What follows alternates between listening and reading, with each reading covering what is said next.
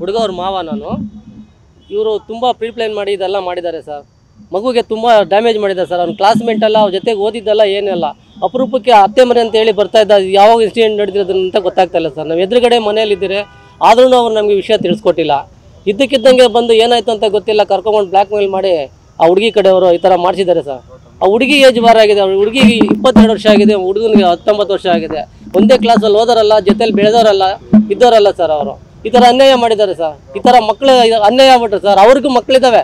ಸ್ವಲ್ಪ ಡ್ಯಾಮೇಜ್ ಆಗಿದ್ದಕ್ಕೆ ಕೊಲೆ ಮಾಡೋ ಅಂಥ ಪರಿಸ್ಥಿತಿ ಬಂದಿಲ್ಲ ಸರ್. ಏನು ಸರ್ ಕಾರಣ? ಅವ್ನು ಕೊಲೆ ಮಾಡೋದಕ್ಕೆ ಏನು ಕಾರಣ?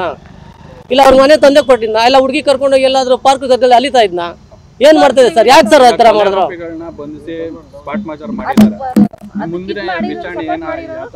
ಸರ್ ವಿಚಾರಣೆ ಅಲ್ಲ ಸರ್, ಇದೇ ಥರ ಬಿಟ್ಟರೆ ಇವರು ಮುಂದೆ ಇನ್ನೂ 10 ಮಾಡೋಕೆ ಚಾನ್ಸಸ್ಗಳಿದ್ದಾವೆ ಸರ್. ಇವರೆಲ್ಲ ಈ ಥರ ಬಿಡಬಾರ್ದು ಸರ್. ಇದು ನಮಗೆ ತುಂಬಾ ತೊಂದರೆ ಕೊಟ್ಟಿದ್ದಾರೆ. ಮತ್ತೆ ಬೇರೆಯವ್ರಿಗೂ ಈ ಥರ ತೊಂದರೆ ಆಗಬಾರ್ದು ಸರ್. ಇಂಥ ಮಕ್ಕಳು, ಅಮಾಯಕ ಮಕ್ಕಳು ಇಂಥ ಸಿಕ್ಕಿ ಅನ್ಯಾಯ ಆಗ್ತಾ ಇದ್ದಾರೆ ಸರ್. ಈ ನನ್ನ ಮಕ್ಕಳು ಬಿಡಬೇಡಿ ಸರ್. ಜೀವಾವಧಿ ಶಿಕ್ಷೆ ಕೊಡಿ ಸರ್. ಹುಡುಗ ಅವ್ರ ಮಾವ ನಾನು. ಇವರು ತುಂಬ ಪ್ರೀಪ್ಲೇನ್ ಮಾಡಿ ಇದೆಲ್ಲ ಮಾಡಿದ್ದಾರೆ ಸರ್. ಮಗುಗೆ ತುಂಬ ಡ್ಯಾಮೇಜ್ ಮಾಡಿದ್ದಾರೆ ಸರ್. ಅವ್ನ ಕ್ಲಾಸ್ಮೇಟ್ ಅಲ್ಲ, ಅವ್ರ ಜೊತೆಗೆ ಓದಿದ್ದಲ್ಲ, ಏನಿಲ್ಲ. ಅಪರೂಪಕ್ಕೆ ಅತ್ತೆ ಮನೆ ಅಂತ ಹೇಳಿ ಬರ್ತಾ ಇದ್ದ. ಯಾವಾಗ ಇನ್ಸಿಡೆಂಟ್ ನಡೆದಿರೋದಂತ ಗೊತ್ತಾಗ್ತಾ ಇಲ್ಲ ಸರ್. ನಾವು ಎದುರುಗಡೆ ಮನೆಯಲ್ಲಿದ್ದೀರಿ, ಆದ್ರೂ ಅವ್ರು ನಮಗೆ ವಿಷಯ ತಿಳಿಸ್ಕೊಟ್ಟಿಲ್ಲ.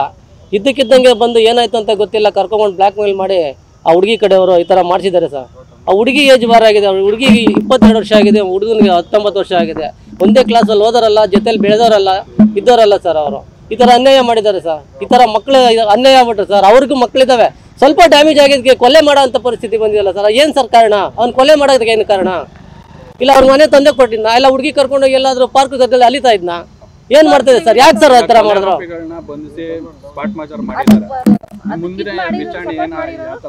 ಸರ್ ವಿಚಾರಣೆ ಅಲ್ಲ ಸರ್, ಇದೇ ಥರ ಬಿಟ್ಟರೆ ಇವರು ಮುಂದೆ ಇನ್ನೂ 10 ಮಾಡೋಕೆ ಚಾನ್ಸಸ್ಗಳಿದ್ದಾವೆ ಸರ್. ಇವರೆಲ್ಲ ಈ ಥರ ಬಿಡಬಾರ್ದು ಸರ್.